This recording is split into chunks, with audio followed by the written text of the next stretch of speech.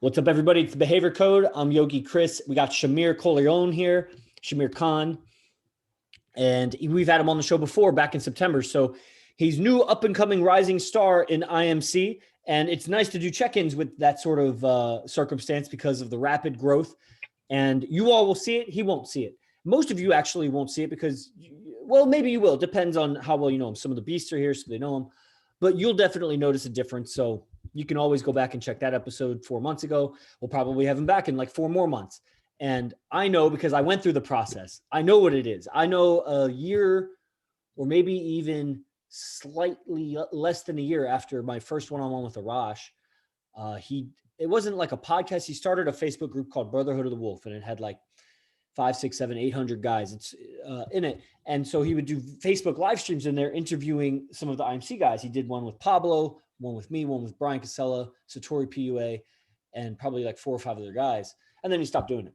But it was always very powerful. And I started doing my first podcast with him, and it didn't feel comfortable, but I did like 20 episodes with him or something. And, wow, what a leg up, what a boost to get that.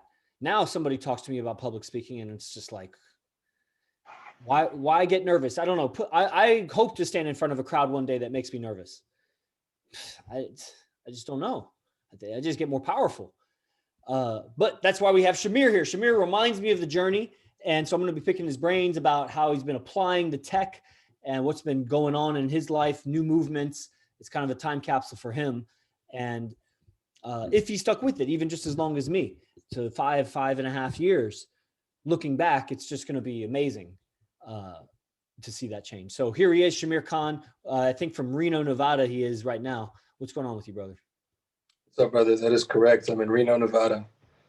Yeah, thank you for the intro, first off. Of course. Yeah, brother. It's cool hearing you speak about looking back on your journey and how you say you're not going to see it yourself, but everybody around you is going to see it. I'm constantly reminded of that every day. How so? Just through interactions with the outside. I mean, with what we do early in the mornings, a lot of that's done by ourselves. Right. The beasting routine. Exactly. So it's not until interaction with the outside world that you see what your work for the day has done for you. I see. So you see that daily, huh? Daily, yeah. Daily, I'm reminded, or something new, something that I hadn't noticed before. So yeah, it's really cool. What's your interactions with the outside world, the zombie apocalypse right now? Last time I spoke with you, you were petitioning. Yes, I was petitioning. So my interactions with the outside world have decreased since the last time we spoke. However, right. Every time they are present, something is to be learned. Yeah. Usually, I mean, it's like grocery stores or, things of that nature. You're definitely looking different, sounding different, because I remember the last time speaking with you, and you're already more confident and more forthcoming with your expression. So what is, what's like the most exciting stuff that you're learning and applying right now? See, you said exciting. I mean, it's stoicism, but it's funny because, I mean, it doesn't sound like an exciting philosophy, but it's very exciting. And it's when you apply it to different aspects of your life and you see how much it can just save you from little daily, little mental fuck ups that just don't need to be there. Should you apply the right philosophy? Well, that's very interesting. Now, I mean, I could say, like, is there an example, or what is it that, what are you seeing that, like, is there anything that you're focused on? Like, give us a rundown. I could talk about stoicism. I do all the time, but like, what's it going like for you? Like, what do you, you're asking me in what ways I would apply it? Yeah. Or, what stands out? I mean, that sounds really good. Like applying stoicism, obviously the stoicism is the base of the beast philosophy. And it, comes from AZDIMC. And so you're probably reading some Stoic books. There's only so many of them. And You know, I've talked about it on the show before, applying it during your beasting routine, be reading this philosophy. And I'm always talking about the philosophy. So what's, you know, maybe not what's exciting about stoicism, but like what's cutting edge for you right now? Like where are you pushing the boundaries of, you know, what you do right now? Is it just everywhere? Like deer in the headlights? You know, you've been with AZD, since June, I think was the first camp. I was communicating with you for many months. Eventually it was just quick and you came out and then you came out and then you just kept coming and came every month and then you moved out here. It's just like, you know, an avalanche of events that was very similar to how I did it, but the events weren't like they were now. So it was several months in between events. And I was flying back and forth from Florida every event because I was finishing a PhD at the time while trying to hold down like some yoga gigs and then gaming back at the university to practice my skills. At that time, it was like pickup was the thing I was doing. Even though I never really dove into mystery method, like AZD is going to be teaching this month because he hasn't taught a mystery method event ever since I've been with him. Like a couple of years earlier before me, he came out with something called the Alpha Male series, which still wasn't mystery. He never really taught mystery actually. Like maybe even before that, Aikido had a book that talked about some of these camps. I think maybe he did mystery method camps for like 2 years or something. And then he just moved on to like, it's all included the mystery method, but that's just like stoicism is AZDIMC. It's just like, it's almost outdated. It's ancient, but it is accurate. You know, it's like, it's right. It's just, it's limited because, you know, it doesn't go that far, but it is the algorithm of how to get from zero to, you know, the end of courtship anyway. So funny, I actually initially discovered AZD as a teacher of the mystery method through the old Seductive Instinct videos. So when I came out to that first June camp, I had no idea what to expect. I didn't know if we were learning game. I was like, wait, there's COVID right now. Like, what's going to happen? Oh, wait, we're going to learn how to work. Okay, working out is involved. Okay, this is interesting. Yeah, because you flew out from Dallas and came. There was like 14 guys or 15 guys here, and it was kind of illegal to have a gathering that big in what was it, a martial arts center. And it was like a 2-day crash course events of him lecturing. And Fernando recently showed me a picture of that first event where you were sitting like this from the side. You had skinny arms and, you know, looked curious. Yeah, man, I was incredibly curious. That event was like a rocket ship for me, a rocket ship. Mm-hmm. As you said, I mean, I ended up moving out here.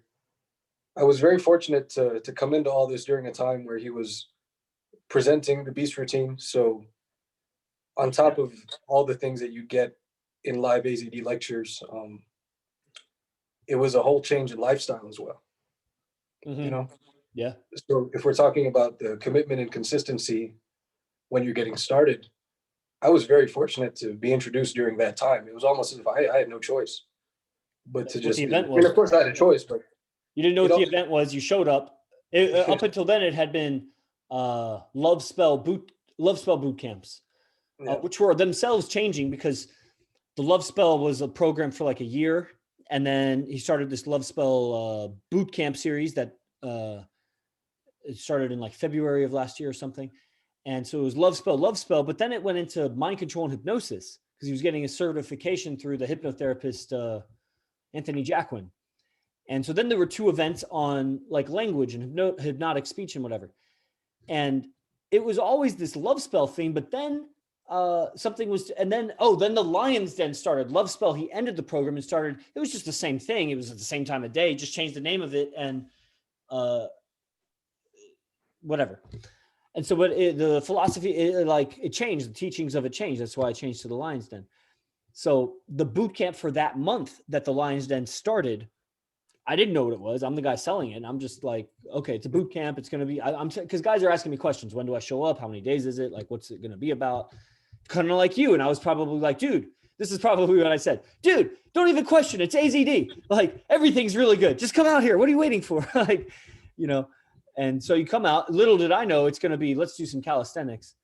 You know what? I think maybe 2 or 3 weeks before the camp, he started doing his Instagram posting of like early morning check-in, wake up, talking about calisthenics in the Lions Den, but hadn't given a routine or anything.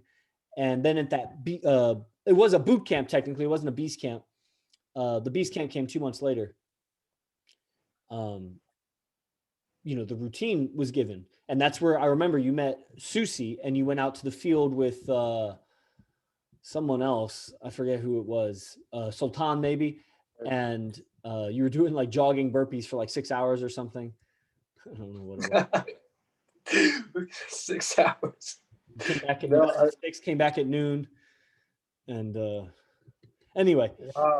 Wow. It's all coming So back. you really dove into it. You didn't know. I didn't know. But yeah, no, I had no what a idea. great man, because I had been following AZD for years and I had so much great information. I'm a very powerful communicator in my lane. When you talk with me about things I know about, which is where I steer the conversation always, because why the fuck would I want to, if I was going to talk about something I didn't know about, I would be asking questions and I would go yin and I would be very curious, but I would have to want to know about it because I only got so much time in my life. I can't learn about everything. I'm not one of those fools that says I'm interested in everything. I'm just curious about everything. I just like to learn. Yeah, learning's great, but you know what's better than learning is learning something relevant to like your purpose. That's more fulfilling. You don't have a purpose, so I get it. You don't know what that's like because you don't have a purpose. I get it. So you just learn everything because you're aimless. You're just scatter learning. But that's not what's going on here. This is a basic template of beasting, living, and in the process of that, clarifying your vision. You just get clear on your vision. It's a process to clean yourself and become more orderly, ethical, you could say. And when one becomes more ordered and ethical in their mind, they see further in the future because it's the chaos that's obscuring the future. It's like fog. It's like foggy mind, right? Yeah, most definitely. So what are some like what do you journal about, or what's cutting edge for you? Like what is the process for Shahmir? Because as you say it, you think that everybody already knows it because you learned it and you're like, I learned this, so when I say it, it's going to be so basic and simple. I guarantee you would use different words than anybody else, which signals a different experience that you have. You're measuring it differently than everybody. So what is the process for you, however detailed you want to be? Sure. As far as journal entries go, if you were to read any of my journal entries, I wouldn't want you to read mine, by the way. yeah, same. That's what I'm saying. I sound like a fucking crazy person. Yeah. Like it's so scattered because it's just any thought that comes up. It's me putting that out on paper, Okay. and just seeing what the after effect is, in my beingness After as I do that. And then if certain philosophies come to mind as I'm writing, um, I feel like it's almost just like a level up. But that's not all the words. Not all the words is like a philosophy and like motivational talk. It's just whatever's coming to mind. Okay. Yeah, that's the best way that I can describe it. Mm-hmm. But as the little Stoic philosophies come up and anything else that I've heard, I remember at some point I was even writing some stuff out of like the Course in Miracles when Joey was talking about it. Mm-hmm.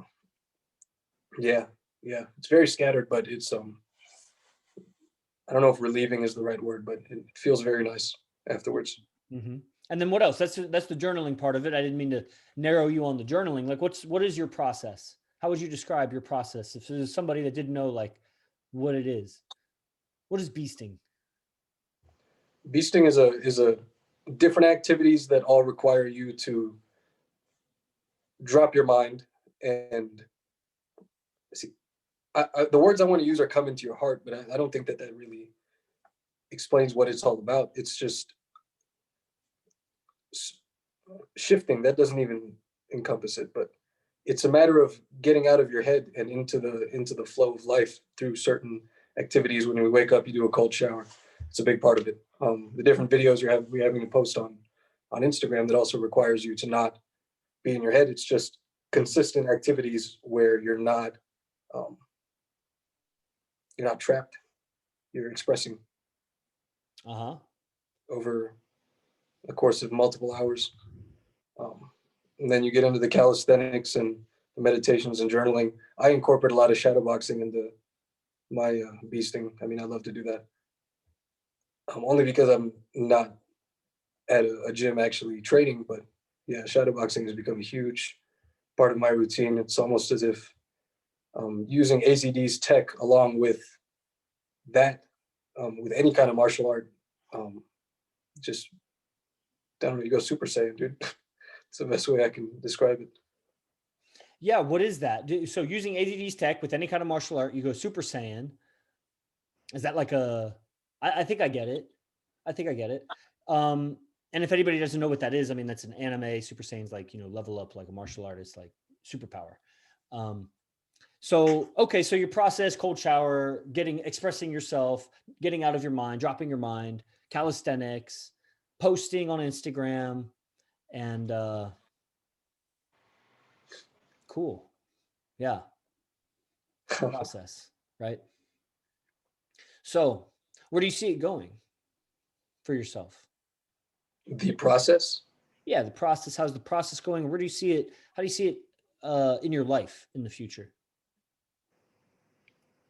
There was this, by the way, there was this clip on a movie I just saw. The movie is called Hitchhiker's Guide to the Galaxy. It was based on a book. I haven't read the book, probably never will.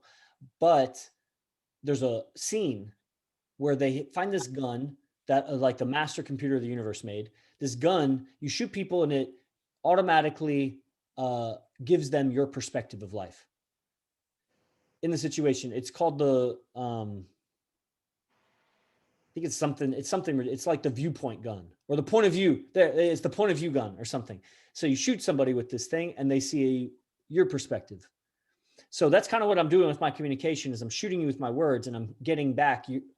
Actually, it's not. I'm getting your perspective. Actually, I'm not getting my perspective. It's the opposite.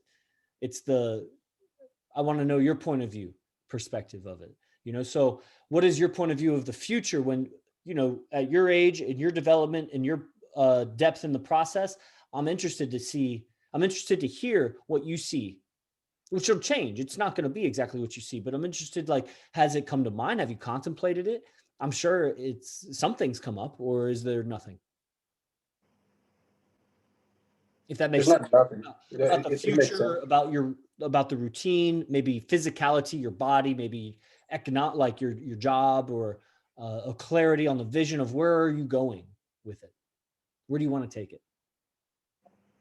I can't see many events taking place that would throw me off of the process for any amount of time, really. I mean, I'm sure they can happen. It's just I can't imagine it at this point because it's so like integrated into my being. Like I can't imagine walking out of the door just saying fuck it, you know, like Yeah. there's too much internal, like too much guilt, I guess guilt you could say. There would be, there's a lot of accountability that helps because of being in the group environment and the other guys and the Telegram check-ins and whatever. And I mean, the biggest things that may throw people off is the world may open up, which is going to introduce a lot of distractions from the monk lifestyle. You may get a girlfriend. It's going to be a lot of distractions from the monk lifestyle. And that's pretty much it. Anything else? No. Sickness? No. Family matters? No. Let's see. Need money? Nah, still gonna do the bee sting. It's pretty much just a girlfriend or chasing girls, because that's what the distraction of the world opening up would be. Exactly. You know, so we really don't know. We can talk the big talk until that happens. That's when discipline will be tested on the next level. You get a girl that has your eye, that wants to keep coming and is giving you all the admiration you want, and then you'll see where your discipline is at. That really, were you just being disciplined and leveling up so that you got the girl that you wanted? Or is there a greater purpose that the girl is going along for the ride? She'll be more fulfilled in that second one, even though she may be less happy in the beginning. She wants the man that drops everything for her, but she doesn't actually want that. That's a short-term culturally induced program. In the long term, a man that drops what he's doing for her is not going to be a good long-term survival mate because he just peaked. If he dropped what he was doing for her, he's not going any further in what he was doing. So that was just like an interesting tidbit that I got from talking with you. Let's see. We also got other beasts here. You know, you've been living with Johnny Freedom Ranger. You've been living with Adrian. So this is a very interesting situation. Also, I'm very pleased to have connected you all. I take full credit, of course, for getting Jonathan in communication with you all, because I'm really good. If there's one thing I'm better than anybody at, it's taking credit for things, for sure. So I'll just take that credit. And it's been very fruitful, actually. It's exciting because it's like, whoa, dude. I mean, Raul Cervantes, I think, is doing this with Adrian right now. He's like hired him. I'm like, that's so cool to like know this guy, know that guy, connect them. They work together. And then through that, they come and do training at the same person that I train with. And it's like, whoa, dude, we're all moving forward in this thing. And now you guys are living together. And it's like, that's so cool that you came together.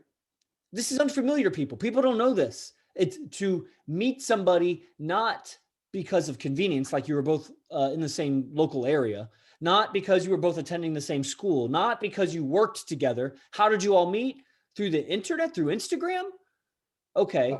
So you could do that. People, do they ever move in together like that? I mean, if they're not dating, like not dating, online dating, just like guys that met through Instagram? How? Oh, it's because they share ethics because they follow a common lineage.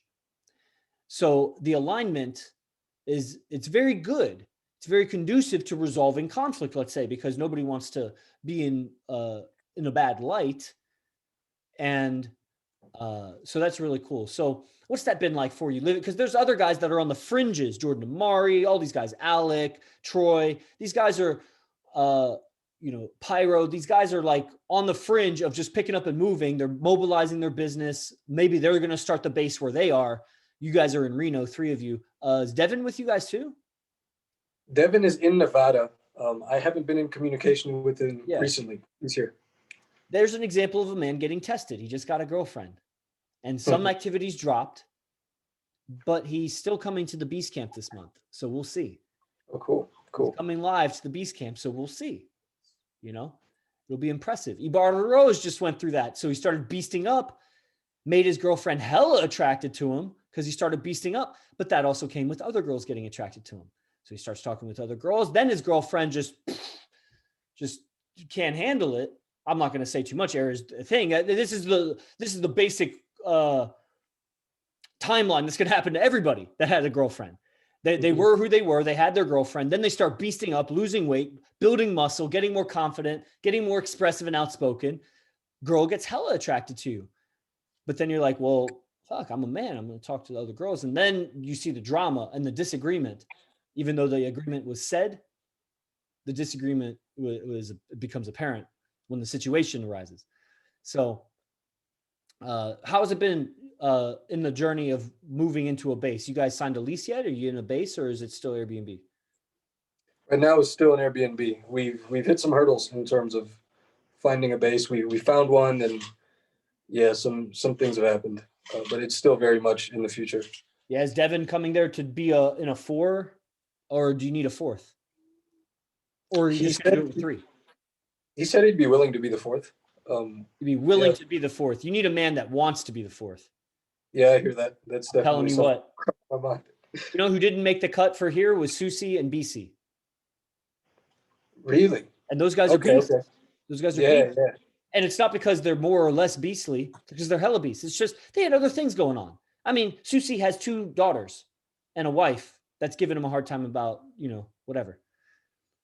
And BC is BC. He's got an empire he's running. So he was just going to do it just to have a room to come to like once a month. He wasn't even going to live here. He's just going to throw in like $1,000 just to have a room, whatever. But it was challenging to find like 6 and 7 bedroom homes. I mean, it skyrockets to like $28K a month or something. So, so we settled on this. And then, but it's the guys in the end that are willing. I mean, Cortez drove here from Memphis, not knowing where he was going to live. And he slept out of his car for like a week while he found a place. But he just came back from living on a fucking battleship protector, little tugboat ship. I forget what the fucking other ship. It's not the battleship, it's the other ship that like protects the battleship. He lived on that for 14 months. So I'm sure living in his car was luxury. And Fernando is easy. Sultan's easy. And then it's me. And then I did the same thing. I drove out here not knowing, lived in an Airbnb for 2 months, different Airbnbs. I moved one to another. I'm very good at living in Airbnbs. I did that for 3 years. But so there you are. Do you have like a whole house? And are you going to stay in Reno or what do you think? What's the outlook? As of right now, the plan is to stay in Reno, assuming it's the 3 of us and a 4th person. Yeah, definitely Reno. Definitely Reno. 3 of you, maybe a 4th person. You could reach out to other IMC guys. I wonder who might be willing to move for a year and do something like that. Because you're just a drive away. And now that we're over the winter months, you could probably make the drive through the mountains and make it here. And that would save everybody air travel money. And exactly. It just depends on if their business is mobile or not. So, who's mobile is Alec. but Alec may want to stay in warm climates, but he might be down. Then you guys could train Muay Thai together. That'd be great. With Alec. Yeah, Alec. Yeah. Right. Yeah, that'd be fun. We all did residency together, I remember. Yeah. So you might hit him up. Yeah. All right. Well, let's see. So what we still haven't got, where are you going? Where do you want to take it? What are you, like 20, 21 right now? 22. 22 years old. Like what's 22? What's 23? What's 24? If it could be anything, like where are you going? If it could be anything and the world opens physical laws and human laws. Yeah. Assuming things open back up and everything goes according to plan, I would love to practice cold approach pickup and become skilled at that to the point where I could teach it. Wow. Yeah. All right. Skilled. How skilled would you have to be to teach it? Would it just be a feeling? You would just know? Would other people be telling you, asking you, hey, will you teach me? Definitely a combination of both. Would you be putting out any content, like videos or anything to advertise yourself, or would you just be like on the DL? I'd probably advertise quite a bit. Yeah. Mm-hmm. Right on. Are you reading the Mystery Method right now? Are you rereading it? I am rereading it currently, yes. Very cool. I was thinking about presenting on it tomorrow, actually. We'll see. I was going to do 2 lectures tomorrow, actually. The one on the Mystery Method and a private lecture on beauty, actually, from the evolution of desire. So all of some of the facts and then some of the some guidance, really. Yeah. Mm-hmm. So that's real exciting. Okay, so Mystery Method. You know what I got here? I got Book of Negs. And I got Hey Guys. And I don't use the stuff, but as I read it, it changes my vibe. And I feel with the vibe of, we get stuck in a level of consciousness. Let's say I'm hustling all day selling. It's a different state of mind than talking with a girl. Or let's say you're in a relationship and you've been talking to old girl for 3 years. It's a different state of mind than talking to a new girl who's giving you new challenges, not agreeing with everything, flirting with you in a new and different way, giving you admiration in ways that the old girl has stopped admiring you on that thing because it's so familiar. And you forget how good you are in whatever qualities or skills or whatever, because she stopped admiring. And you counted so much on her admiration. A man does that. Counts on his woman for admiration, counts on the female. He doesn't care so much about the male admiration, only in the sense that gets him closer to female admiration. That's really what he's going for. If he had an auditorium filled with female admiration, he wouldn't care if there were no guys. He has an auditorium of guys. He's looking for the girls. He's like, so that's the nature of it. And I forget why I was going into that. Sometimes I just get to feeling good about it. So I'll present on that stuff. It's a few reasons as you talk about it. And this is what was so interesting about getting you to talk early on, because it is different. You have changed. You're putting words together differently. You're expressing more. Your tonality inflects more, and it's going to be even better. So anybody here, if you stick around, in 4 months, you'll see Shahmir again, roughly. I mean, roughly 4 months. You'll hear a difference, and it's a rapid growth. It's misjudge somebody by snapshot. You need time to lapse so that you see. That's the power of following me. I pride myself on that, because if I start dropping, it'll be very obvious. Everybody that had stuck around will start dropping too. They'll drop off. So presenting on the Mystery Method will be connect a lot of dots for me explaining it. Also, I like people to be informed. Women listen to this. They show up live. They also listen to the recordings. I know this. They send me the messages. And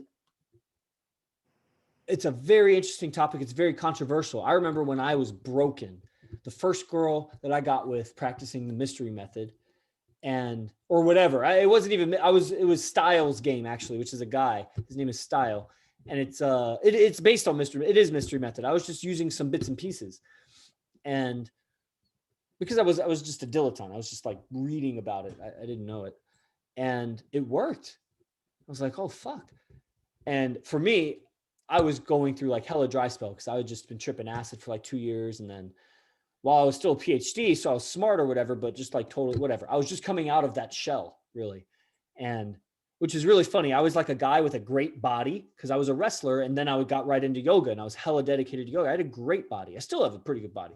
And so it reminds me of you, actually, but I didn't know how to talk.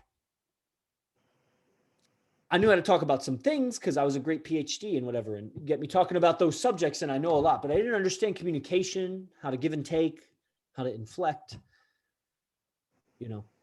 And afterwards, I mean, she said something that just like devastated me, my ego, like whatever. I wasn't of the right mindset. I was so vulnerable to bruising.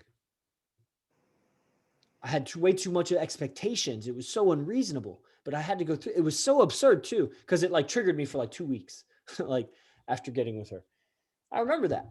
And what had happened, I don't want to try to recall the whole thing. I probably could. I don't remember it on the top of my mind, but I remember I basically told her something about the mystery method. Like I talked about negs or something, or I don't remember, some feature of game, a technicality that took away a little bit of the romance of this was meant to be for her anyway. It doesn't for me. That's what I tell people. It doesn't take away the romantic feeling for me. It just gives me a sense of leadership and control because I know where we're at. I know where we need to go because it's just mating is a code because that's what it is. DNA is a code. Behaviors are a code. It's either do it or don't. It's all a bunch of binary. We just make it so complex because it's so many things happen, so many zeros and ones that we think it's more complex. But it's really just life is just a bunch of zeros and ones. The algorithm of mating is a bunch of zeros and ones. But she is a person, so how she interacts with you, then you make discernment on do I go here or there. The artistry of it is how do I go here? How do I go there? So it's always genuine. It's just more aware. I mean, that would be like, anyway, so I like people to be aware.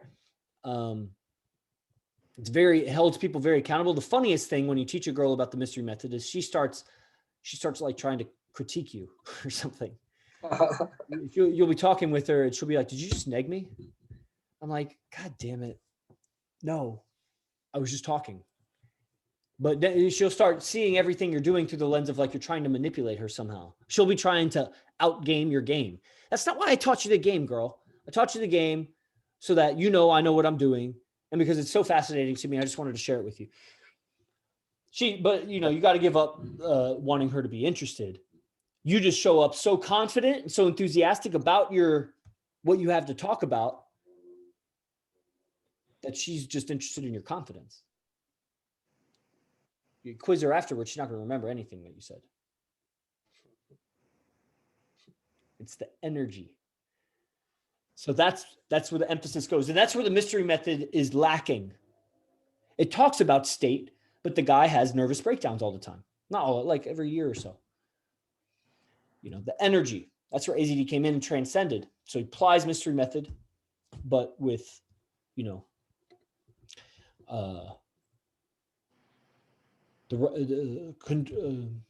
how to manipulate your own state of mind. Kind of like how he applies stoicism, but also with knowledge of the game. Because stoicism says nothing about relationships. I mean, it talks about like the value of relationships, but it doesn't have anything about how men and women interact or nothing like that. There's no game there. There's just a philosophy of emotions and communication and, you know, responsibility, justice, those things. All right. Anything you'd like to add, Shahmir? Anything that came up in your mind as I was talking? I really feel you as far as when you were speaking about how little things that she said would like you were delicate at that time to certain comments and things like that. That was very, very similar to my path. Yeah, has that happened? Which has brought me delicate like a flower after getting with a girl, and she just devastates you by saying, "Why is your hair blonde?" Or you don't have to try so hard. Yeah, if you were trying really hard and you got with her because you succeeded, and then afterwards she's like, "You don't have to try so hard" or something. Sometimes it's amazing what devastates different people. Different people are sensitive to different things. Yeah, it's a big reason why I'm sitting here. Yeah, why? I mean, just scenarios like that. with various different females has brought me here. So, well, you brought you here, but what was it about those scenarios that, you know, motivated? Well, obviously pain, wanting to, I mean, at the time it was almost like looking for an antidote for pain, um, until you realize that requires consistency. The So antidote to pain requires consistency. What does that mean? consistency is necessary in order to consistently transmute that pain that you're going to experience every day just living. I see. Yeah. So there certain experiences have brought me here. I mean, brought me looking for certain skill sets, which brought me to AZD. So yeah, Mm-hmm. that's what I meant. Yeah, for sure. Self-control and self-mastery through this process. You know, what makes these monks different and us monks different is the traditional monk model failed because it suppresses sexuality and those guys become perverts or fags, or they were always fags. But that's rare, actually. I think they turn gay or they turn into, perpetrators or whatever, which is gross. It happens everywhere. Or they just turn super, super weak and their just blood is filled with estrogen. They're just walking estrogen bubbles. And but this embraces relationships, sexuality as a vehicle for personal development and as a necessary part of life. It's necessary to the dynamic of life, to the creation and the power of both men and women, that you could not properly guide and lead a woman unless there's acknowledgement of the sexuality that's going on there. Because what'll happen is if she's not sexual with her teacher, she's sexual with another man, but she's getting teachings from that other man. She's going to end up bringing the drama of her relationship to her teacher and then bringing the philosophy of her teacher to her man, which brings conflict into that relationship. Because some things will make sense and some things he'll question, but it'll be an argument of what somebody else, another guy told her. If she ever comes clean about it, he won't probably even have the wits to say, where did you get that information from? Or who said that? Who told you that? When it comes to the argument, he'll just argue with her. So he was already wrong anyway. You don't argue with her. But, so this is a new path. There was a woman, I forget who it was. And it doesn't come to mind. But I said something. Oh, I remember. I said something like, she was asking, like, do women come to the temple? Like, something like that. And I was like, yeah, each man, like women, they choose, what was it? I said it poetically. I was like, each man is responsible to guide whatever women choose to follow him. Something like that. And she was like, what? Like, ask again. And I said it again. I was like, each man, it wasn't that exactly, but it was like each man will guide and teach, whatever women decide to follow him. There's no like sharing of, the women that you teach, because what'll happen is she'll take some information from guy B and contradict guy A with it, saying, guy B said this. And so she'll pit guy A and B against each other, not knowing that that's the genetic program that she's programmed to do so that she's more attracted to the winner. But that's not going to work well with two monks that live in the same base. Just like it wouldn't work well with two friends that were best friends. You live with Johnny and a girl has a fancy for both of you. You got to get rid of that bitch. It's just not going to work. She's going to divot herself right in between you two and make you fight over her by manipulating you emotionally, by giving you bits and pieces of what you want from her. That is excellent. It's funny. I never considered it. I mean, I never considered that scenario has yet to happen, at least between me and Johnny. But yeah, that'd be the appropriate course of action.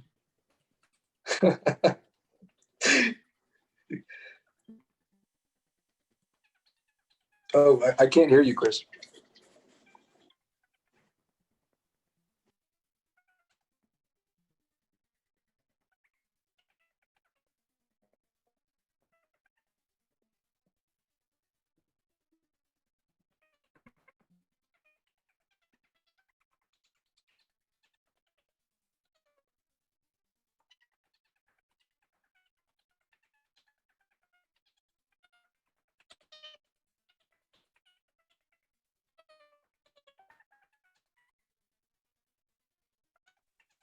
I can't hear you either.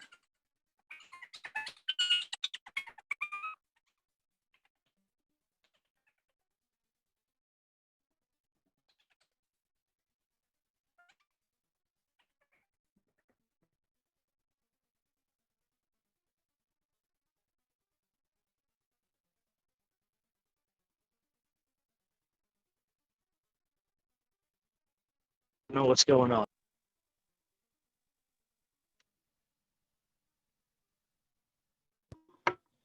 Was that Johnny or Chris? Johnny.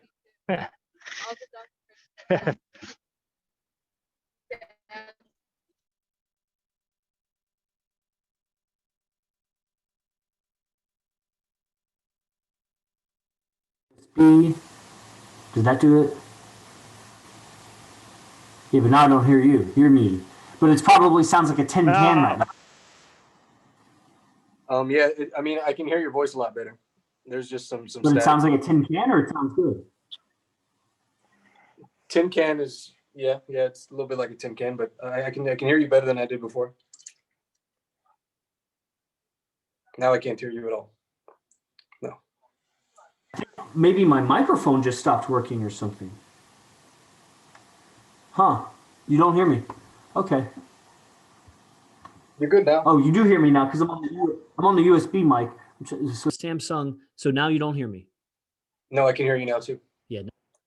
Oh, you do hear me now. Now it should sound good too, right? Yes, it does sound good also. Okay. Okay. All right. So it started. I don't know what happened. So that kind of ruins the end of the episode. I was just talking about subscribe and follow. That's what I'm telling people. So probably nobody listened to that last bit if they catch the recording. But if you did, then subscribe and follow. And the newsletter is down below. We're going to start making it more consistent. I'm looking at maybe making it 4:15 every day for all my shows and everything, maybe 5, somewhere in there. And let's see. Do you have anything you'd like to add before we sign off, Shahmir? No, sir. I appreciate your time. Thank you for putting me in a. Put you in a trance. Did I do that to anybody else? This. All right. Awesome. I guess another thing I'm all right at. So thank you. And we'll see you everybody soon. This is every Tuesday behavior code. Tomorrow is enlightened masculinity. It's going to be very enlightening and very masculine. All right. We'll see you tomorrow. Os.